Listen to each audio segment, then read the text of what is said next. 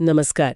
आज हम हरिद्वार कांवड़ यात्रा 2025 पर जो जानकारी मिली है उसे थोड़ा गहराई से समझने की कोशिश कर रहे हैं। जी। हमारे पास एक गाइड है, हरिद्वार कांवड़ यात्रा 2025, एक संपूर्ण मार्गदर्शिका। तो देखते हैं कि इस बड़ी यात्रा के बारे में इसमें क्या खास बातें हैं। बिल्कुल देखते हैं। तो सबसे पहले तारीख है।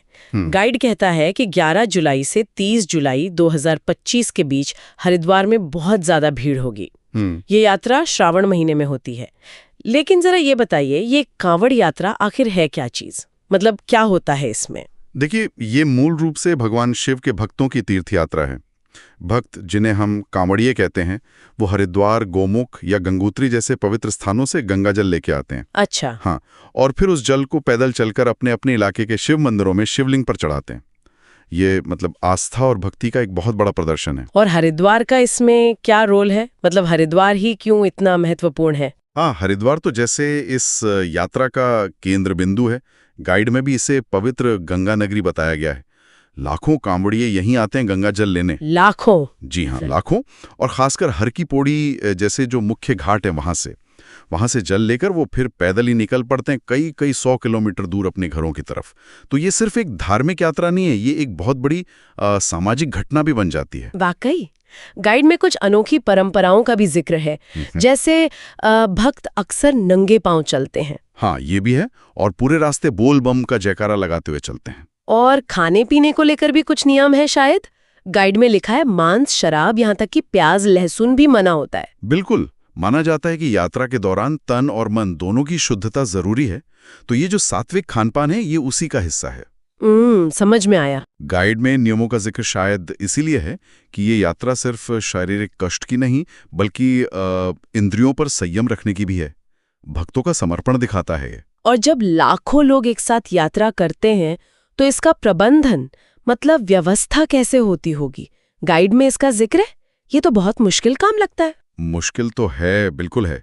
और गाइड इस पर रोशनी डालता है कि कितनी विस्तृत व्यवस्था करनी पड़ती है। जैसे जो यात्रा के रास्ते हैं, खासकर दिल्ली हरिद्वार वाला नेशनल हाईवे NH 858, वहां ट्रैफिक को पूरी तरह से डाइवर्ट कर दिया जाता है। ओह, पूरा डाइवर्ट? हाँ, ताकि कांवड़ियों के लिए रास्ता साफ और सुरक्षित रहे। और सुरक्षा के इंतजाम वो भी बहुत कड़े होते हैं। सुरक्षा से मतलब सिर्फ पुलिस ज्यादा लगा देते हैं या कुछ और भी होता है? नहीं, सिर्फ पुलिस नहीं। गाइड बताता है कि इसमें कई लेयर होती हैं। पुलिस बल तो भारी संख्या में होता ही है, साथ में जगह जगह CCTV कैमरे लगे होते हैं। भीड़ पर नजर रखने के लिए ड्रोन का इस्तेमाल होता है। ड्रोन भी? हाँ, और आपात स्थिति के लिए हेलीकॉप्टर और एम्बुलेंस भी तैयार रहती हैं। फिर जगह जगह भक्तों के रुकने, खाने पीने और मेडिकल मदद के लिए अस्थायी शिविर भी लगाए जाते हैं। तो ये पूरा इंतजाम दिखाता है कि प्रशासनिक लेवल पर ये कितना बड़ा और जटिल ऑपरेशन है। ये तो ही व्यवस्था की बात। भक्तों के लिए भी कुछ नियम कानून होते होंगे।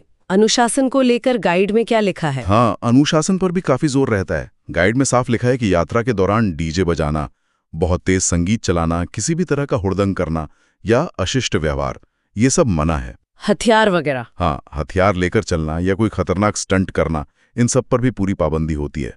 मूल भावना भक्ति और शांति बनाए रखने की है। संयम बहुत जरूरी है। अच्छा, और यात्रा के रास्तों के बारे में कुछ जानकारी है क्या? सब एक ही रास्ते से जाते हैं?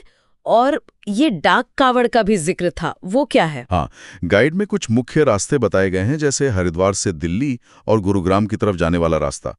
और जहां तक डाक कावड़ की बात है, हाँ, वो यात्रा का एक थोड़ा अलग रूप है। उसमें भक्त एक तय समय में जल्दी से जल्दी जल पहुंचाने की कोशिश करते हैं। इसके लिए वो दौड़ते भी हैं या फिर ग्रुप में वाहनों का इस्तेमाल करते हैं, रिले रेस की तरह। अच्छा, रिले रेस जैसा? हाँ, एक तरह से। लगातार चलते रहना, गति बनाए रखना जरूरी होता है उसमें। तो कुल मिलाकर इस गाइड से हमें ये समझ आ रहा है कि कावड़ यात्रा सिर्फ एक धार्मिक यात्रा नहीं है, ये आस्था का बहुत बड़ा प्रदर्शन है जिसमें लाखों लोग जुड़ते हैं। कड़े नियम होते हैं, अनुशासन होता है, और इसको संभव बनाने के लिए जबरदस्त सरकारी व्यवस्था और सुरक्षा लगती है। सही कहा आपने, बिल्कुल। और ये हमें एक सोचने वाली बात पर भी लाता है कि धर्म और प्रबंधन की चुनौतियों से हटकर अगर देखें तो लाखों लोगों का ये एक साथ अनुशासित तरीके से चलना एक साझा लक्ष्य के लिए, ये आज के समय में समुदाय विश्वास और एक सामूहिक संकल्प की जो शक्ति है, उसके बारे में क्या बताता है? ये अपने आप में एक गहरा सवाल है जिस पर विचार किया जा सकता है।